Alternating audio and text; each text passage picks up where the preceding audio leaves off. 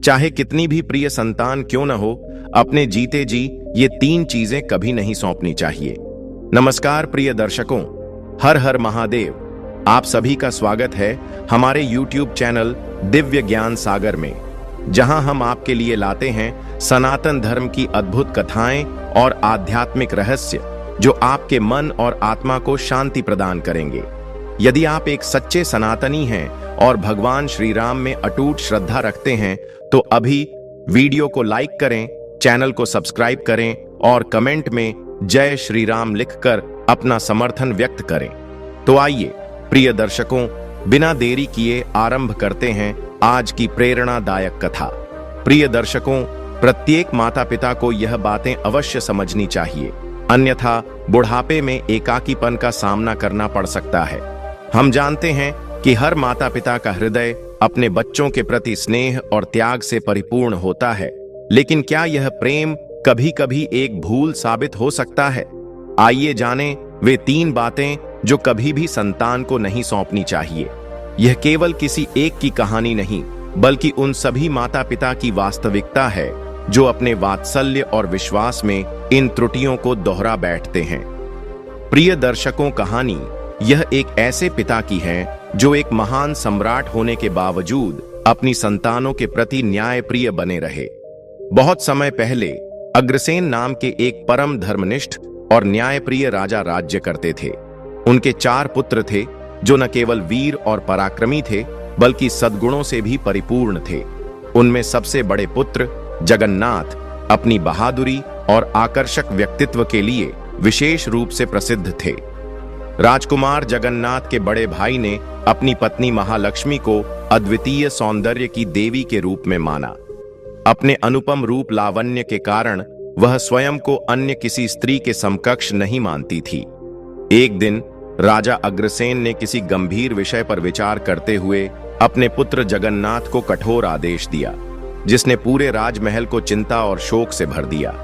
राजकुमार जगन्नाथ भारी मन से अपने महल लौटे और एकांत में निराश होकर बैठ गए।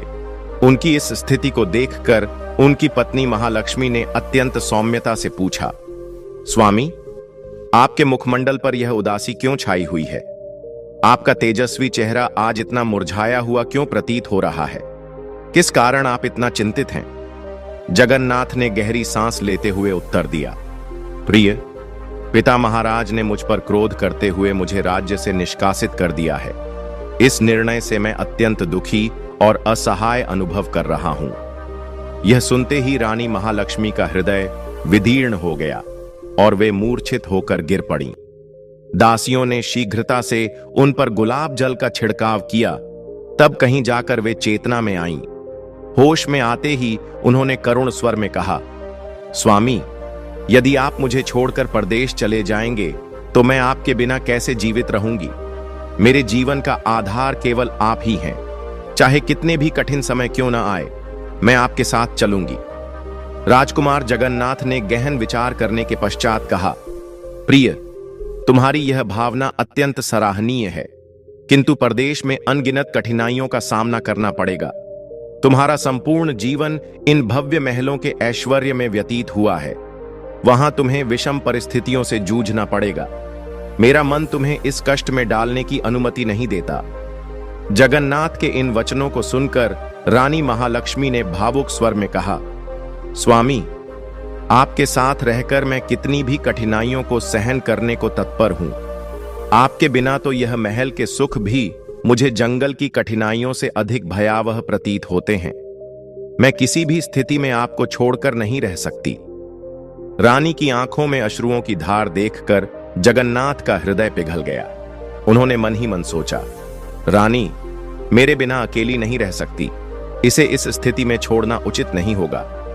विचार मंथन के बाद उन्होंने स्नेहपूर्वक कहा, रानी चिंता मत करो, मैं तुम्हें अपने साथ अवश्य ले जाऊंगा। यह सुनकर रानी महालक्ष्मी हर्ष से भर उठी और प्रसन्नता पूर्वक यात्रा की तैयारियों में जुट गईं।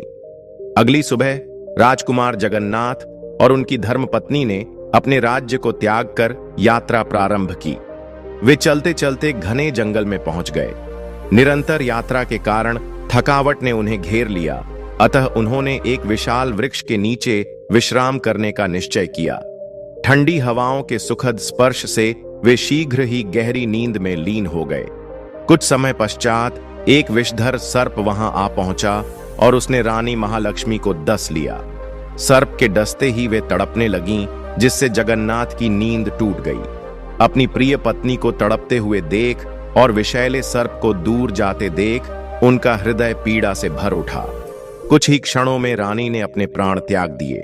यह दृश्य देखकर जगन्नाथ फूट फूट कर रोने लगे।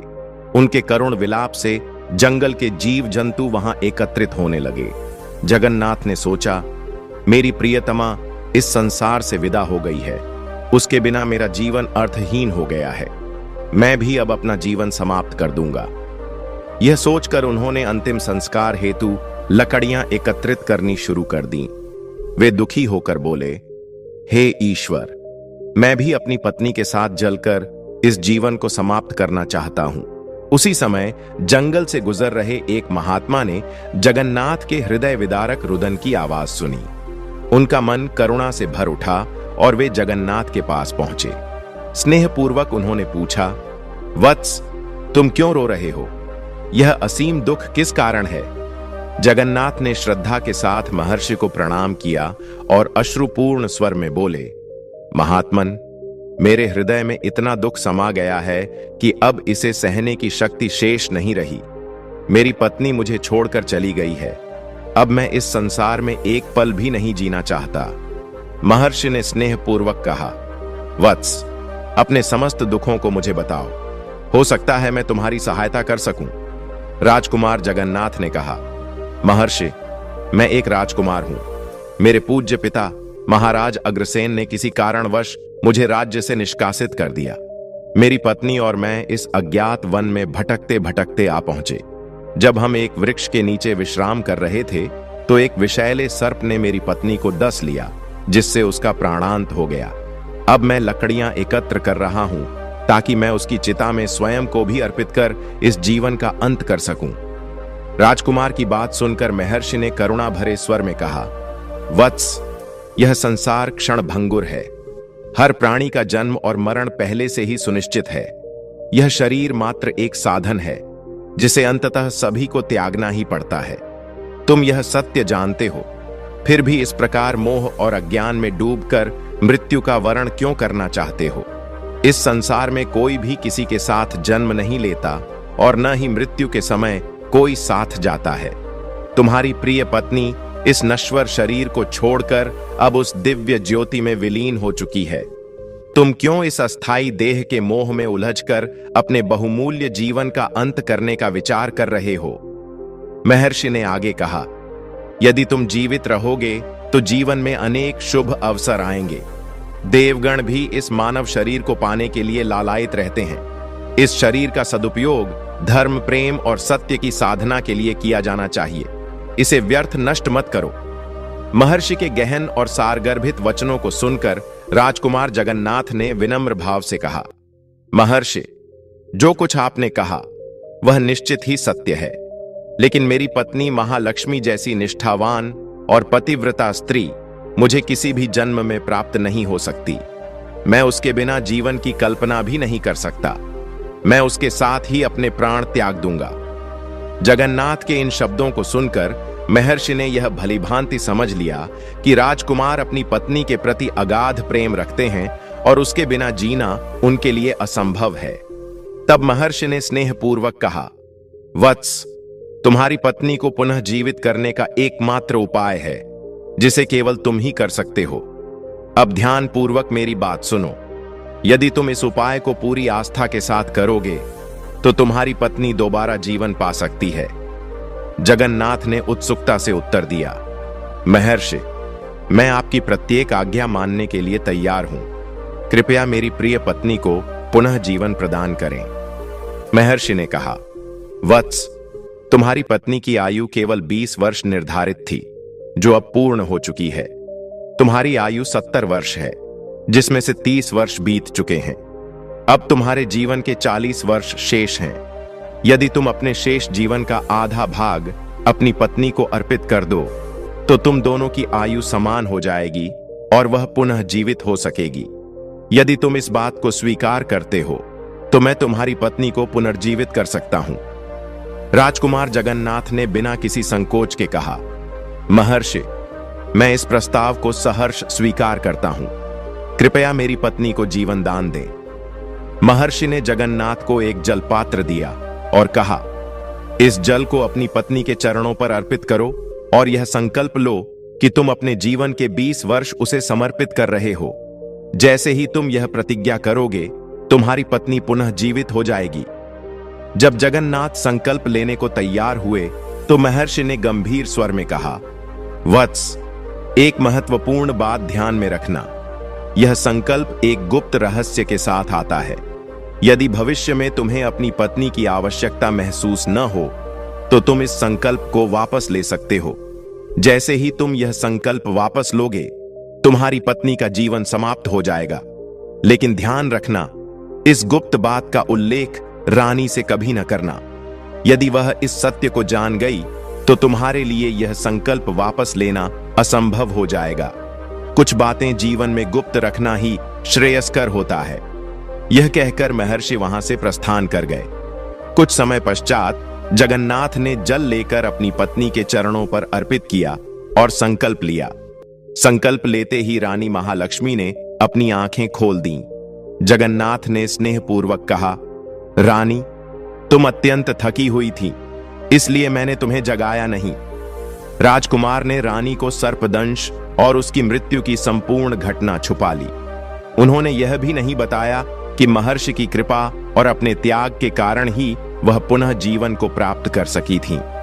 राजकुमार जगन्नाथ और उनकी धर्मपत्नी महालक्ष्मी कई दिनों की यात्रा के बाद एक अत्यंत मनोहर स्थान पर पहुंचे, जहां एक संत की कुटिया स्थित थी। जब वे वहां पहुंचे तो उन्होंने देखा कि वह संत एक अत्यंत सुंदर और प्रभावशाली युवा पुरुष था, जो शांत भाव से जल ग्रहण कर रहा था। यात्रा से थके मांदे राजकुमार और रानी संत के समीप बैठ गए। जगन्नाथ ने रानी से कहा, प्रिय, हमें अत्यधिक प्यास लगी है। मैं कुएं पर जाकर जल ग्रहण कर लेता हूं। यदि तुम्हें भी प्यास लगी हो तो मैं तुम्हारे लिए भी जल लेकर आऊंगा। रानी महालक्ष्मी ने हल्की मुस्कान के साथ उत्तर दिया, स्वामी, मुझे अभी प्यास नहीं है। आप जाइए और अपनी प्यास बुझाइए। रानी का यह उत्तर सुनकर जगन्नाथ एक लंबी रस्सी लेकर कुएं की ओर बढ़ गए। जगन्नाथ के जाने के पश्चात रानी महालक्ष्मी का ध्यान उस संत की ओर गया। उसके अनुपम सौंदर्य और तेजस्विता को देखकर रानी के मन में आकर्षण उत्पन्न हो गया। वह उस संत की ओर एकटक देखने लगी और धीरे धीरे उसके प्रति आकर्षित हो गई। कुछ क्षण बाद रानी ने संत से कहा, महात्मा, आप यहां अत्यंत आनंदित और संतुष्ट प्रतीत होते हैं। संत ने मुस्कुराते हुए उत्तर दिया, हां, मैं यहां शांतिपूर्वक रहता हूं। यदि तुम चाहो तो तुम भी यहां मेरे साथ रह सकती हो, लेकिन तुम्हारे पति तुम्हारे साथ हैं। ऐसे में यह कैसे संभव होगा? रानी ने अपनी भावनाओं को प्रकट करते हुए कहा, मैं आपके साथ रहना चाहती हूं। संत ने चतुराई से उत्तर दिया, यदि ऐसा है तो तुम्हें एक कार्य करना होगा। तुम्हारा पति जिस कुएं पर जल ग्रहण करने गया है, उसे वहीं धक्का दे दो। इसके पश्चात हम इस परिस्थिति को संभाल लेंगे। संत की यह बात सुनकर रानी महालक्ष्मी ने सहमति में सिर हिलाया और कहा, ठीक है, मैं ऐसा ही करूंगी। कुछ देर बाद जब जगन्नाथ जल पीकर लौटे तो रानी ने कहा, स्वामी, अब मुझे भी प्यास लग रही है। कृपया मुझे कुएं तक ले चलिए और जल पिलाइए। जगन्नाथ ने कहा, मैंने तो पहले ही पूछा था, लेकिन तुमने मना कर दिया था। खैर, अब यदि तुम्हें प्यास लगी है तो मैं जल ले आता हूं। रानी ने मुस्कुराते हुए कहा, इस बार मैं भी आपके साथ चलूंगी। अनजान के आगे क्या होने वाला है। जगन्नाथ अपनी प्रिय रानी के साथ कुएं की ओर बढ़ चले। उन्हें यह भान तक नहीं था कि उनकी पत्नी ही उनकी मृत्यु का षड्यंत्र रच चुकी है। जब वे कुएं पर पहुंचे और जगन्नाथ ने जल भरने के लिए घड़ा कुएं में डाला, तभी रानी ने अवसर देखकर उन्हें धक्का दे दिया। इसके पश्चात वह संत के पास लौट गई। वह धूर्त संत, जो कपटी था, रानी को अपने साथ एक अन्य राज्य में ले गया और उसे नृत्य तथा गायन में पारंगत किया। धीरे धीरे रानी अपने नृत्य और मधुर स्वरों के कारण पूरे नगर में प्रसिद्ध हो गई। उसकी ख्याति के चलते संत को अपार धन संपदा प्राप्त हुई और रानी भी ऐश्वर्यपूर्ण जीवन जीने लगी। इधर जब महालक्ष्मी ने जगन्नाथ को कुएं में धक्का दिया तो सौभाग्यवश कुएं में एक लोहे की जंजीर लटकी हुई थी, जिसे पकड़कर जगन्नाथ किसी तरह कुएं में लटकते रहे। वे अत्यंत व्यथित हो गए और ईश्वर को स्मरण करते हुए सोचने लगे, क्या यही मेरे प्रेम का प्रतिफल है? कुछ समय बाद एक बंजारों का काफिला वहां से गुजरा। उनमें से एक बंजारा जल लेने के लिए कुएं के पास आया। जैसे ही उसने अपना घड़ा कुएं में डाला, जगन्नाथ ने घड़े को पकड़ लिया। यह देखकर बंजारा चौंक गया और कुएं में झांकते हुए पूछा, कौन हो भाई? कुएं में क्या कर रहे हो? जगन्नाथ ने विनम्रता से उत्तर दिया, भाई, मैं एक अत्यंत पीड़ित व्यक्ति हूं। कृपया मुझे इस कुएं से बाहर निकालो और मेरा जीवन बचाओ। मैं सदा के लिए तुम्हारा आभारी रहूंगा। इस दयनीय स्थिति को देखकर बंजारों का हृदय द्रवित हो गया। उन्होंने तुरंत जगन्नाथ को कुएं से बाहर निकाला। जब वे बाहर आए तो बंजारों ने पूछा, भाई, तुम कौन हो और इस कुएं में कैसे गिरे? जगन्नाथ ने अपने दुख भरे जीवन की व्यथा सुनाई और कहा, भाइयों, मैं एक राजकुमार हूं। मेरे पिता ने किसी कारणवश मुझे राज्य से निर्वासित कर दिया था। तब मैं अपनी प्रिय पत्नी के साथ इस वन में भटकते हुए यहां तक पहुंचा। हम दोनों एक दूसरे से अत्यंत प्रेम करते थे, लेकिन एक दिन जंगल में एक सर्प ने मेरी पत्नी को डस लिया, जिससे वह प्राणहीन हो गई। जब मैं अपनी पत्नी के साथ अग्नि में जलकर अपने जीवन का अंत करना चाहता था, तभी एक महात्मा आए और उन्होंने मुझे जीवन का महत्व समझाया। उन्होंने अपनी कृपा से मेरी पत्नी को पुनर्जीवन प्रदान किया, किंतु नियति को कुछ और ही स्वीकार्य था। मेरी पत्नी ने मुझे धोखा दिया और मुझे कुएं में धकेल दिया। तभी एक महर्षि ने अनुकंपा की। उन्होंने मेरी उम्र के 20 साल लेकर मेरी पत्नी को पुनः जीवन दान दिया। इसके पश्चात हम उस वन को त्याग कर आगे बढ़े और कुछ दिनों के उपरांत एक स्थान पर पहुंचे जहां एक फकीर का ठिकाना था। मुझे तृष्णा महसूस हो रही थी, इसलिए मैं जल पीने के लिए इस कुएं पर आया। जब मैं लौट कर गया तो मेरी धर्मपत्नी ने कहा कि उसे भी प्यास लगी है। मैंने सोचा कि मैं उसे भी पानी पिला दूं। जैसे ही मैं कुएं से पानी निकाल रहा था, उसने अचानक मुझे पीछे से धक्का दे दिया, जिससे मैं कुएं में गिर गया।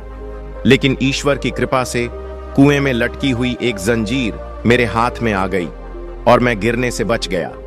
फिर जब आप वहां आए तो मैंने आपको पुकारा और आपने मुझे कुएं से बाहर निकाला। इस प्रकार राजकुमार जगन्नाथ ने व्यथित हृदय से अपना समस्त हाल उस बंजारे को बताया।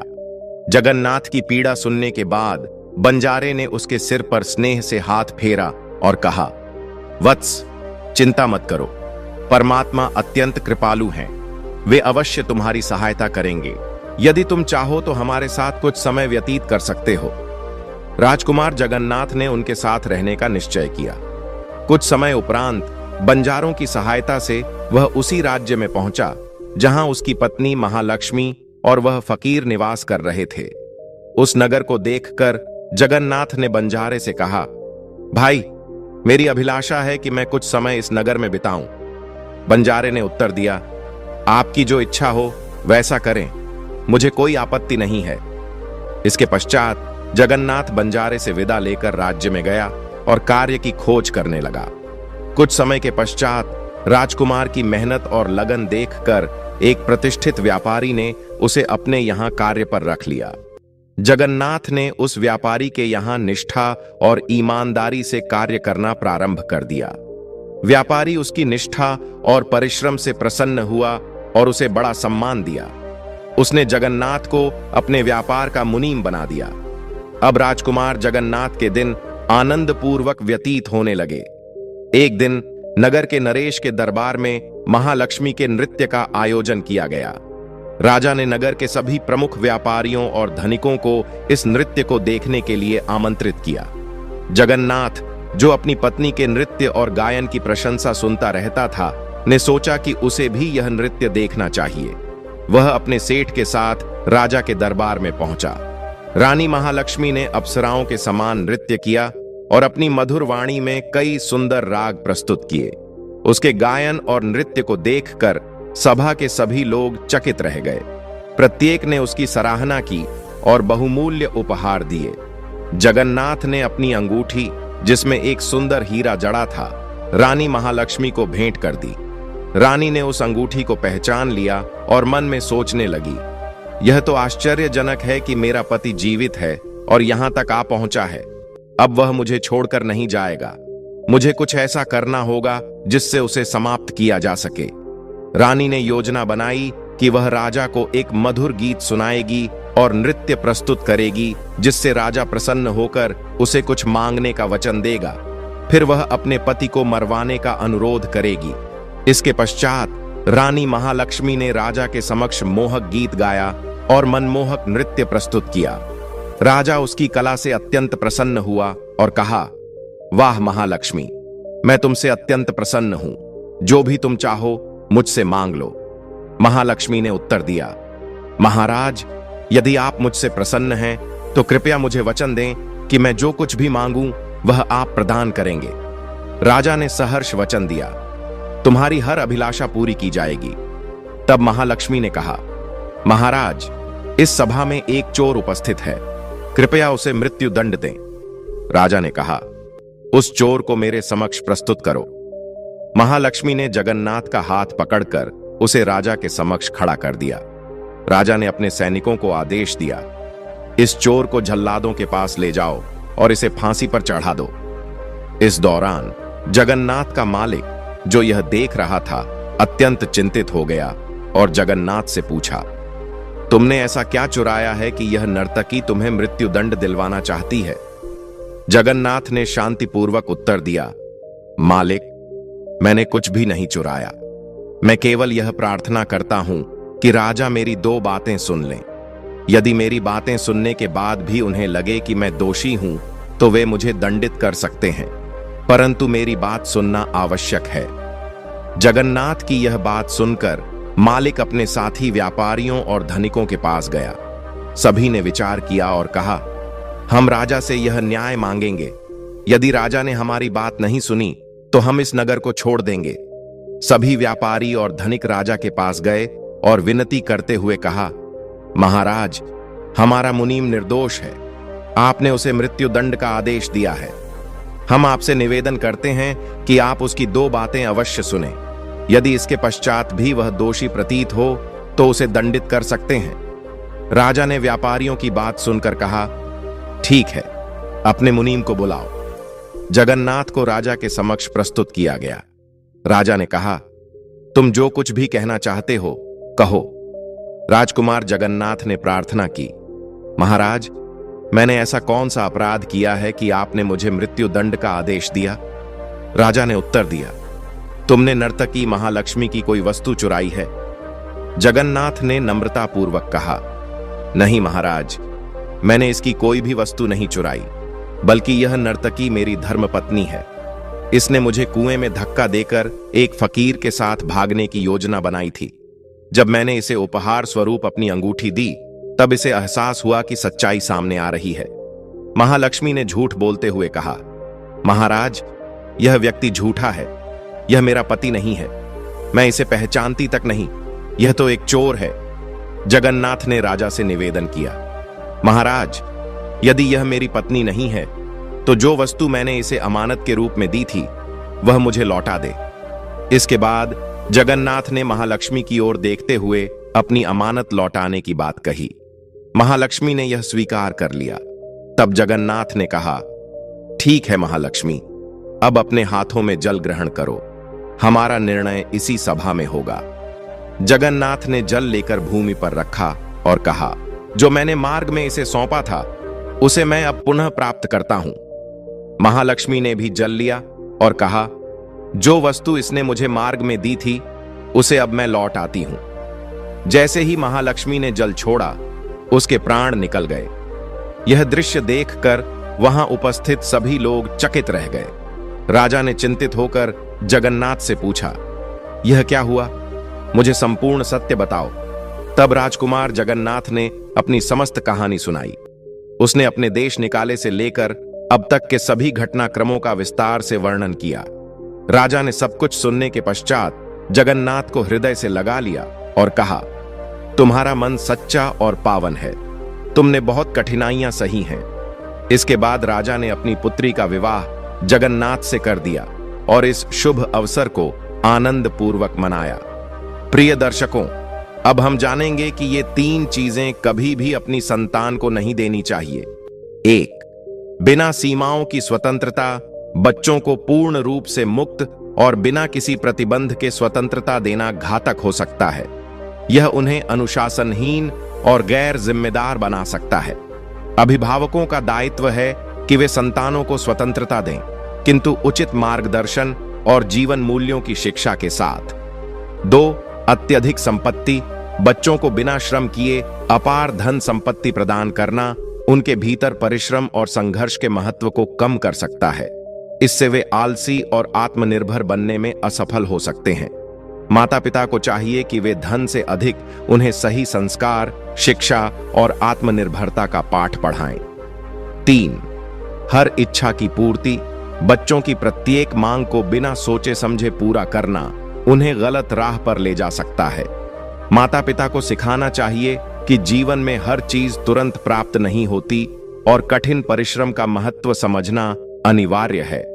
इन बातों का पालन करने से आप अपनी संतान को सही दिशा में ले जा सकते हैं और उन्हें जीवन के संघर्षों के लिए तैयार कर सकते हैं। तो दोस्तों, आपको यह कथा कैसी लगी? अपनी राय हमें लाइक और कमेंट के माध्यम से जरूर बताएं और चैनल को सब्सक्राइब करना ना भूलें। प्रिय दर्शकों, आगे की कहानी में आपको जानने को मिलेगा एक ऐसा अनमोल संदेश जो आपके जीवन को नई दिशा देगा। प्रिय दर्शकों, यह कहानी प्रत्येक घर की सास के लिए अत्यंत महत्वपूर्ण है, जो बहू के आने के बाद उसके साथ उचित व्यवहार को लेकर मार्गदर्शन प्रदान करती है। यदि सास इन 5 महत्वपूर्ण बातों को अपने जीवन में अपना ले तो बहू सास की प्रशंसा करेगी, हर समय उनके गुणों का गुणगान करेगी और उनकी देखभाल में कोई कमी नहीं छोड़ेगी। सास की प्रिय बनकर बहू उनके सम्मान में सदैव तत्पर रहेगी और उन्हें ईश्वर तुल्य मानकर सेवा करेगी। यह कथा उन सभी महिलाओं के लिए अत्यधिक ज्ञानवर्धक है जो पहले से ही सास बन चुकी हैं और जिनके घरों में बहुएं आ चुकी हैं। इस कथा के माध्यम से यह समझाया जाएगा कि सास को बहू के प्रति किस प्रकार का व्यवहार अपनाना चाहिए और संबंधों को सौहार्दपूर्ण बनाए रखने के लिए किस तरह की सोच आवश्यक है। जिन महिलाओं के घरों में नई बहू आई हैं, उनके लिए यह कहानी अत्यधिक उपयोगी सिद्ध होगी। इसलिए सभी सासों से अनुरोध है कि इस कथा को आरंभ से अंत तक ध्यानपूर्वक सुनें, क्योंकि इससे उन्हें जीवन में बहू के साथ सामंजस्य बनाए रखने की प्रेरणा मिलेगी। इस कहानी में वर्णित 5 अमूल्य सूत्र यदि किसी सास ने अपना लिए तो घर में कभी भी कलह उत्पन्न नहीं होगी। सास और बहू के बीच प्रेम और सौहार्द बना रहेगा और जीवन सुखद व्यतीत होगा। बहू हमेशा अपनी सास का सम्मान करेगी, समय पर भोजन उपलब्ध कराएगी और किसी भी प्रकार का विवाद नहीं करेगी। इसलिए सभी सासों से आग्रह है कि वे इस कथा में बताए गए 5 महत्वपूर्ण बातों को आत्मसात करें और जीवन को सुखमय बनाएं।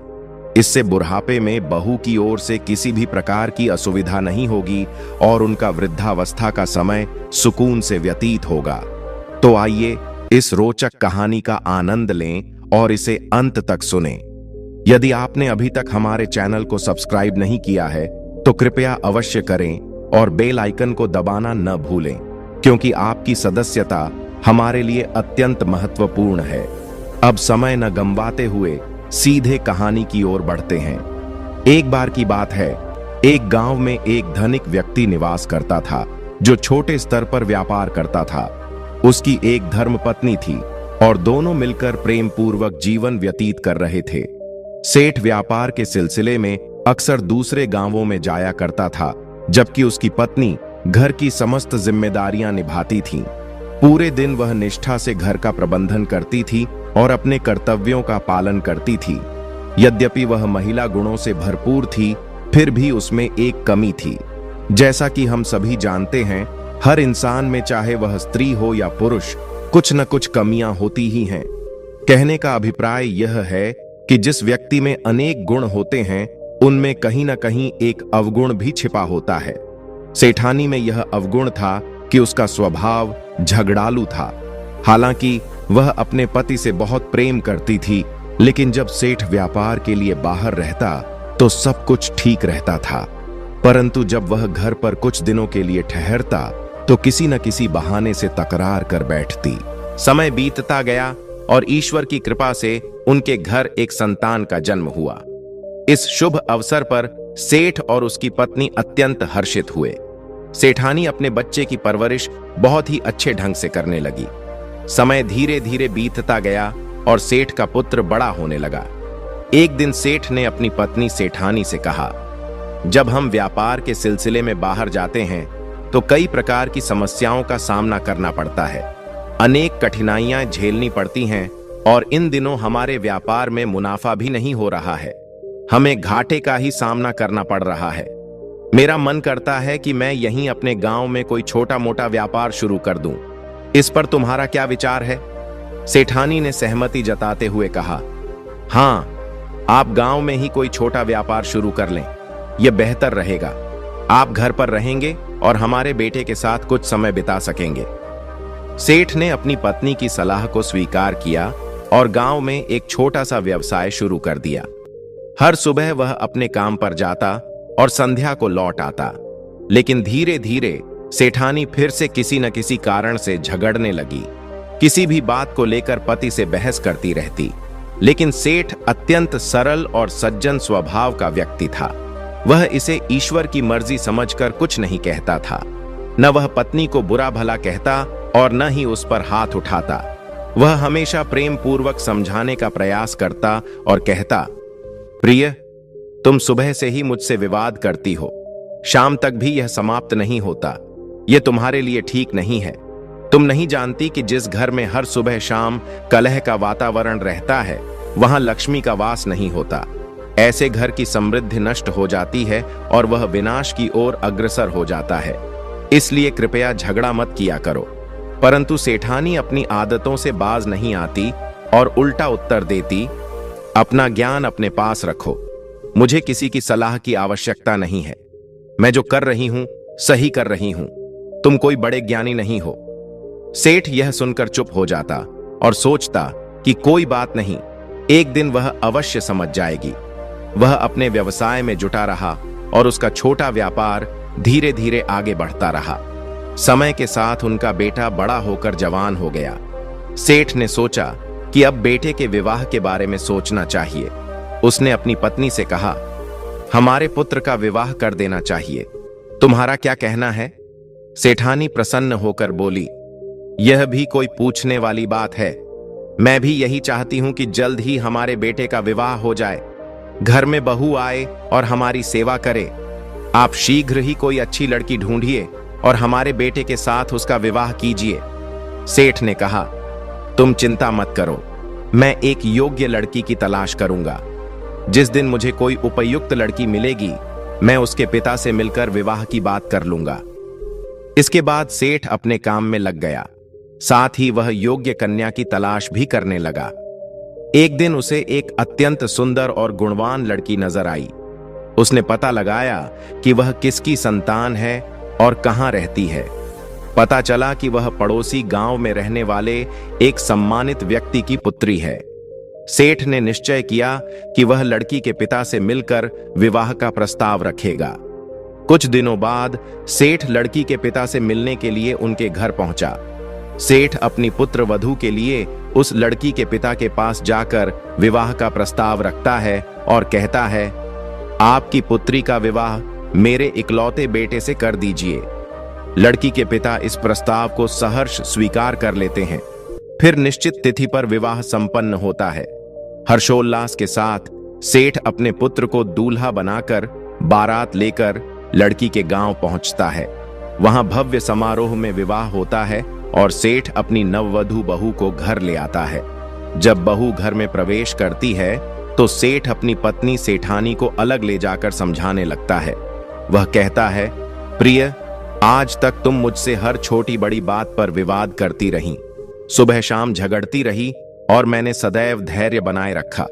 कई बार तुम्हें समझाने का प्रयत्न भी किया, लेकिन तुमने हर बार मेरी बातों को नजरअंदाज कर दिया। मैंने कभी जबरदस्ती नहीं की, न ही किसी प्रकार का विवाद खड़ा किया। घर में हमेशा वही हुआ जो तुमने चाहा, लेकिन अब स्थिति बदल चुकी है।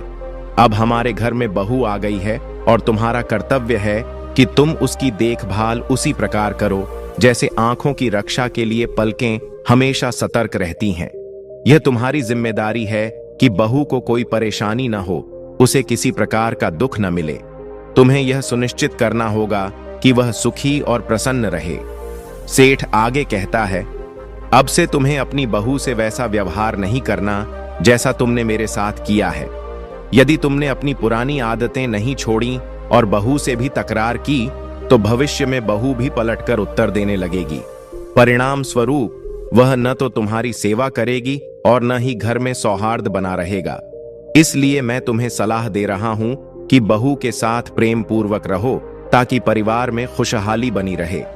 सेठानी अपने पति की समझाइश को सुनते सुनते क्रोध से भर उठी और गुस्से में आकर बोली, तुम अपने उपदेश अपने पास ही रखो। क्या तुमने मुझे मूर्ख समझ रखा है? मैं भी समझदार हूं और अपने निर्णय स्वयं ले सकती हूं। मुझे किसी की सीख की आवश्यकता नहीं है। मैं जो कर रही हूं सही कर रही हूं और जैसा चाहूंगी वैसा ही करूंगी। मुझे भली भांति झांत है कि बहू के साथ कैसा व्यवहार करना चाहिए। तुम मुझे सिखाने की कोशिश मत करो, अपने काम पर ध्यान दो। सेठ अपनी पत्नी के इस कटु उत्तर को सुनकर शांत रह जाता है और अपने कार्यों में लग जाता है। शुरुआती कुछ दिनों तक सास बहू के बीच सब कुछ ठीक चलता है। सास अपनी बहू से प्रेम पूर्वक व्यवहार करती है। कुछ समय बाद बहू अपने मायके चली जाती है और जब वह पुनः ससुराल लौटती है तो सास धीरे धीरे अपने वास्तविक स्वभाव में लौट आती है। अब सास बहू से छोटी छोटी बातों पर उलझने लगती है। कभी सब्जी में अधिक नमक डालने को लेकर शिकायत करती, तो कभी कम मसाले को लेकर नाराज होती। कभी रोटी कच्ची होने पर टोकती, तो कभी जली हुई रोटी के लिए ताने देती। धीरे धीरे बहू के हर कार्य में दोष निकालने लगती। सुबह होते ही झगड़ा करती और शाम तक विवाद चलता रहता। सेठ जब यह सब देखता है तो वह दोबारा अपनी पत्नी को समझाने का प्रयास करता है। वह कहता है, प्रिय, यदि तुम मुझसे झगड़ती हो तो ठीक है, लेकिन बहू से इस तरह का व्यवहार मत करो, उसे अपमानित मत करो। यह तुम्हारे भविष्य के लिए अच्छा नहीं होगा। लेकिन सेठानी पुनः क्रोध में आकर कहती है, मैंने पहले ही कहा था कि मुझे समझाने की जरूरत नहीं है। तुम बार बार मुझे ज्ञान देने क्यों आते हो? इस बार सेठानी अपने पति से भी उलझने लगती है और अपशब्द कहने लगती है।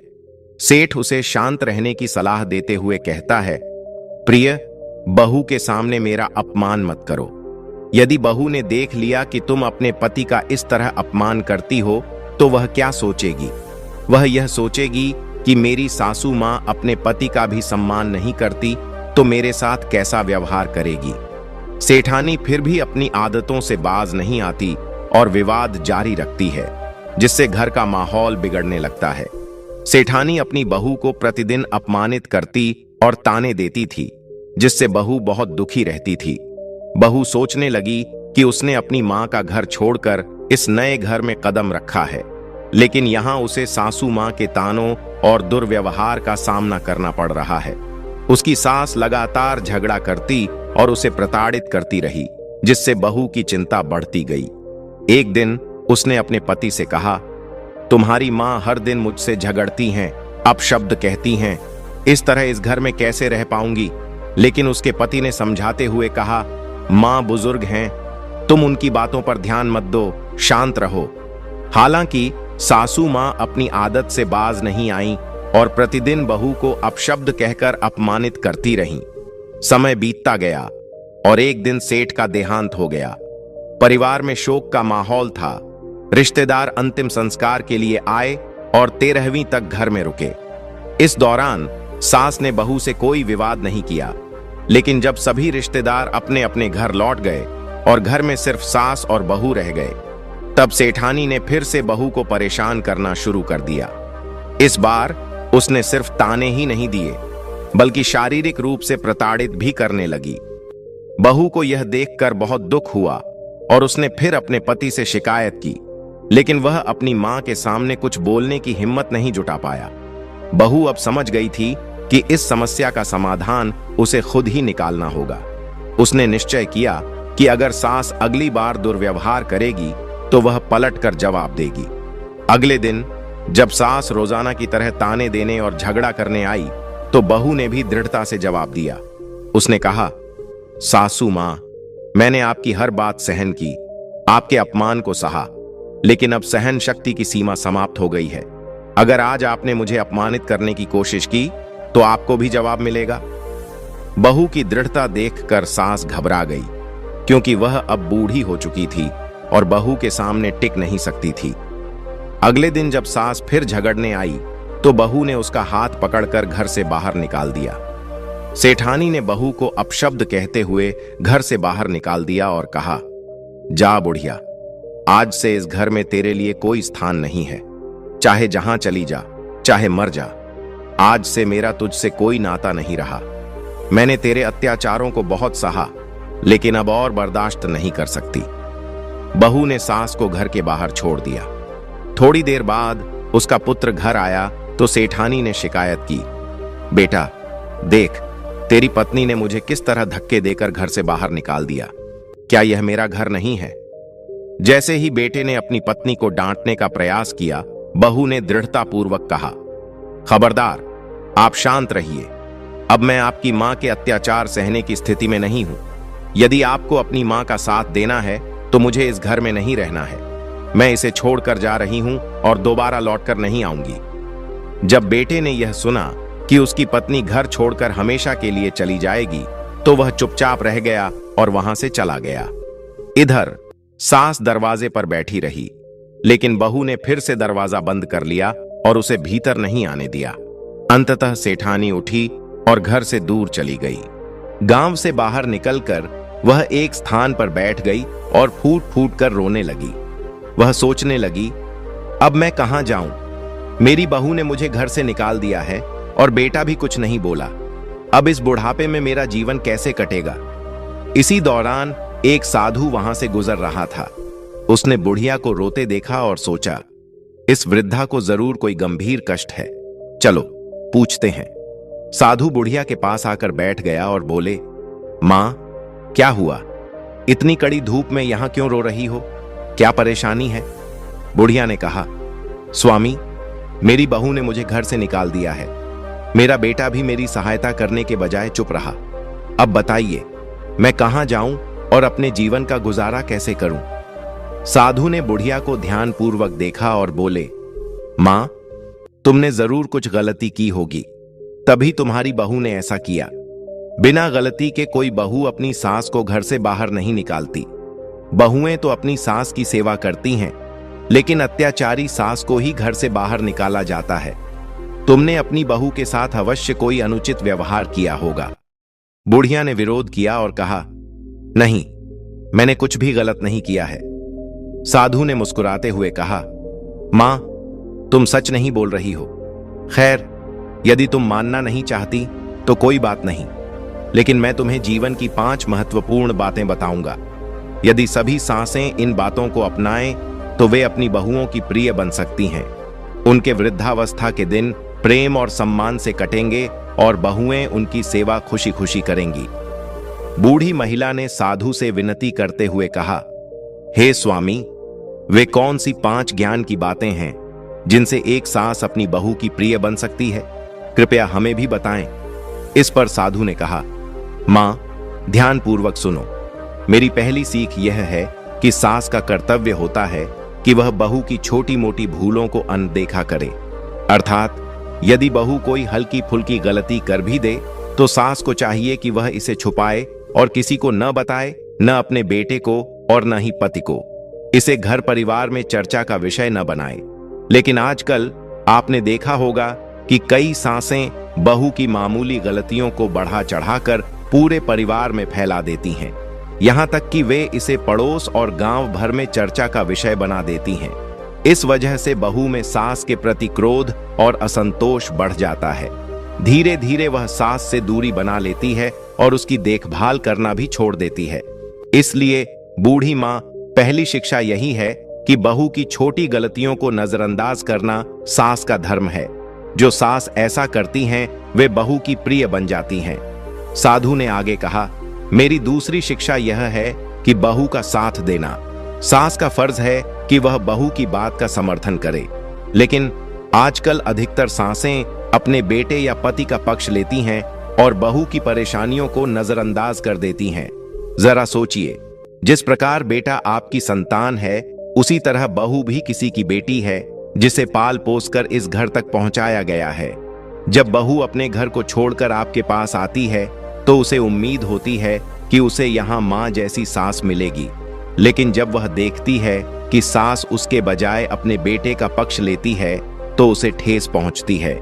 ऐसे में वह न तो सास का सम्मान करती है और न ही उसकी सेवा करना चाहती है। इसलिए बूढ़ी माँ, यदि कोई सास अपनी बहू का पक्ष लेती है तो वह हमेशा अपनी बहू की पसंदीदा बनी रहती है। साधु ने तीसरी शिक्षा बताते हुए कहा, बहू को स्वतंत्रता देना भी अत्यंत आवश्यक है। आजकल कई सासें अपनी बहू को घर की चार दीवारी में बांध कर रखती हैं। अगर बहू बाजार जाने की इच्छा जाहिर करे तो सास उसे रोक देती है और कहती है कि पति से मंगवा लो, या यदि वह मायके जाना चाहे तो सास उसे यह कहकर मना कर देती है कि उसे ससुराल में ही रहना चाहिए। इससे बहू को महसूस होता है कि उसकी आजादी छीनी जा रही है। जो सास बहू को उसकी इच्छाओं के अनुसार स्वतंत्रता नहीं देती, वह बहू के मन में कटुता भर देती है और परिणाम स्वरूप बहू सास से दूरी बना लेती है। इसलिए सास को बहू को स्वाभाविक जीवन जीने की आजादी देनी चाहिए। चौथी शिक्षा के रूप में साधु ने कहा, बहू के साथ समय बिताना भी बहुत जरूरी है। एक सास का कर्तव्य है कि वह अपनी बहू के साथ कुछ पल साझा करे। बहू चाहती है कि वह सासू माँ के साथ बैठकर अपने दिल की बातें करे और सास भी अपने अनुभव साझा करे। जो सास अपनी बहू के साथ बैठती है और समय बिताती है, वह बहू के दिल में विशेष स्थान बना लेती है। इससे घर का वातावरण भी सुखद रहता है। इस प्रकार साधु ने बुढ़िया को ज्ञान की बातें समझाईं ताकि वह अपनी भूलों को स्वीकार कर सके और जीवन में सुधार ला सके। साधु ने आगे समझाया, हे वृद्ध माता, मेरी चौथी सीख यह है कि सास का दायित्व है कि वह अपनी बहू के साथ समय व्यतीत करे। जो सास अपनी बहू के साथ कुछ क्षण नहीं बिताती, उससे बहू धीरे धीरे दूरी बनाने लगती है और मन में कटुता उत्पन्न हो जाती है। बहू यदि मायके में होती है तो वहां उसके माता पिता उसे मार्गदर्शन देते हैं, लेकिन जब वह ससुराल आती है तो यह जिम्मेदारी सास ससुर की होती है। यदि सास बहू से दूरी बना ले और उसके साथ बैठकर संवाद न करे तो बहू अकेली पड़ जाती है और अपनी इच्छाओं के अनुसार कार्य करने लगती है, जिसका परिणाम गलत हो सकता है। फिर वही सास पछताती है और बहू से सेवा एवं सम्मान की अपेक्षा करना बेकार हो जाता है। इसलिए सास को बहू के साथ आत्मीयता से पेश आना चाहिए और उसके जीवन में सहभागी बनना चाहिए। इसके बाद साधु ने अंतिम और पांचवी सीख देते हुए कहा, मां, बेटे को भी स्वतंत्रता देना आवश्यक है। कई माताएं अपने पुत्र की स्वतंत्रता को सीमित कर देती हैं। जब बेटा मेहनत से कुछ धन कमाकर लाता है तो माताएं पूरी राशि अपने पास रख लेती हैं, जिससे बेटे के पास अपनी पत्नी की आवश्यकताओं को पूरा करने के लिए कुछ नहीं बचता। वह अपनी पत्नी को खुश करने के लिए कुछ उपहार भी नहीं ला पाता या उसके साथ प्रेम पूर्वक समय नहीं बिता पाता। ऐसी स्थिति में पति पत्नी के बीच तनाव उत्पन्न हो जाता है और उनके रिश्ते में खटास आ जाती है। मां का कर्तव्य है कि वह अपने बेटे को कुछ हद तक स्वतंत्रता दे ताकि वह अपनी गृहस्थी को सुचारू रूप से चला सके और अपनी पत्नी को खुश रख सके। इन 5 ज्ञानवर्धक बातों को सुनकर बुढ़िया की आंखों में आंसू आ गए। उसने दुखी स्वर में कहा, हे स्वामी, आपने जो बातें बताई हैं उनमें से एक भी मैंने अपने जीवन में अपनाई नहीं। मैंने कभी अपनी बहू की गलतियों को छुपाया नहीं, कभी उसका साथ नहीं दिया, उसे आजादी नहीं दी, उसके साथ समय नहीं बिताया और अपने बेटे को भी खुली छूट नहीं दी। इसका नतीजा यह हुआ कि आज मेरी बहू ने मुझे घर से बाहर निकाल दिया। यह सब मेरे ही कर्मों का फल है। साधु ने उसे सांत्वना देते हुए कहा, चिंता मत करो वृद्ध माता, अब भी देर नहीं हुई है। घर वापस जाओ और अपनी बहू से क्षमा मांगो। यदि तुम इन 5 बातों को अपनाओगी तो तुम्हारा जीवन सुखमय हो जाएगा। बुढ़िया ने ठान लिया कि वह अपनी बहू से माफी मांगेगी और आगे से उसके साथ प्रेम पूर्वक व्यवहार करेगी। इधर घर में बहू का क्रोध ठंडा पड़ चुका था। उसने महसूस किया कि गुस्से में आकर उसने बहुत बड़ी भूल कर दी। अपनी सास को घर से बाहर निकालने की बात सोचते ही उसके दिल में पछतावा भर आया। उसकी आंखों में आंसू आ गए और वह दौड़कर अपनी सास को ढूंढने के लिए घर से बाहर निकल पड़ी। गांव के बाहर पहुंचने पर उसने देखा कि उसकी सास एक साधु के पास बैठी है, आंसुओं से भरी आंखों के साथ अपनी व्यथा सुना रही है। वह बहू दौड़ती हुई गई और अपनी वृद्ध सासू मां के चरणों में गिर पड़ी। वह भावुक होकर बोली, हे सासू मां, कृपया मुझे क्षमा करें। मैंने गुस्से में आकर आपको सुबह घर से बाहर निकाल दिया था। यह मेरी बहुत बड़ी भूल थी। कृपया घर चलिए, मैं आपकी सेवा करूंगी और वचन देती हूं कि अब ऐसा कभी नहीं होगा। बहू का ऐसा प्रेम देखकर साधु की आंखों में भी